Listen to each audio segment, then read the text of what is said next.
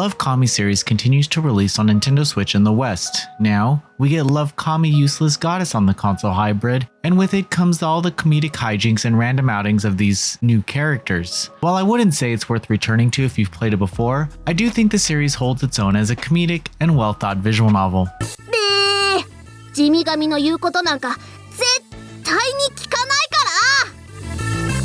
LoveKami Useless Goddess introduces us to our faceless protagonist Sho as he gets involved with a trio of girls. One of them is Akane Tsubaki, an origami goddess who has some electrical powers. Akane is motivated by food and is the reason for some of the rolling blackouts around town. To help rehabilitate her is Kamiki Inori, a calm goddess who typically follows all the rules but is very clumsy and doesn't always get things right. Then there's the tsundere childhood friend and landlady Kunugi Maika, who also lends her assistance to helping Akane. As you could have guessed, each girl plays a role in the overall plot, and they are also romanceable. The story is light, but attempts to get emotional as Akane opens up more about why she can't control her powers. It's not gonna blow you away, but it's just enough to keep players interested in the narrative and the romance between the individual characters. I think Maika's route is the best in terms of romance, but the most well-rounded route revolves around Akane. The entire narrative highlights the rehabilitation of Akane, and it's actually a great direction for the pacing. Akane is extremely stubborn and only thinks about herself. It makes it incredibly easy for the writers to show any amount of character growth, but it's more than one could ask for from a comedic eroge. Sadly, not all the routes are created equal, and Inori suffers because of it. For an already short visual novel that only features 3 routes, I would have liked them to be all balanced. Players don't have to worry about choosing routes though, as only one choice determines which character you end up with. Depending on how fast you read, the game will probably take 6 to 8 hours to finish, but it works to not overstay its welcome. I appreciated this approach as I can typically only take so much fluffy romance and clumsy characters before I want it to end. LoveKami Useless Goddess features some great illustrations for the characters and pushes what I even expected could be shown on console eroge in terms of CGs. I also like the subtle live 2D animation that doesn't overdo it with the breathing animations. Further, there's a decent level of backgrounds, but nothing ever stands out. And as usual with the LoveKami titles, I like the terms that pop up during the story that shed light on what the characters are talking about.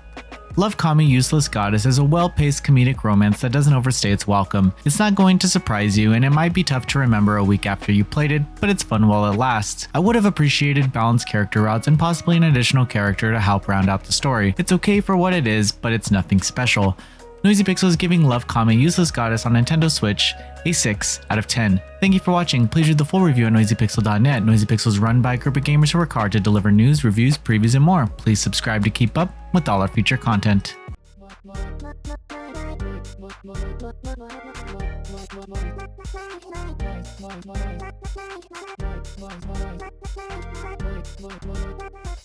Noisy Pixel.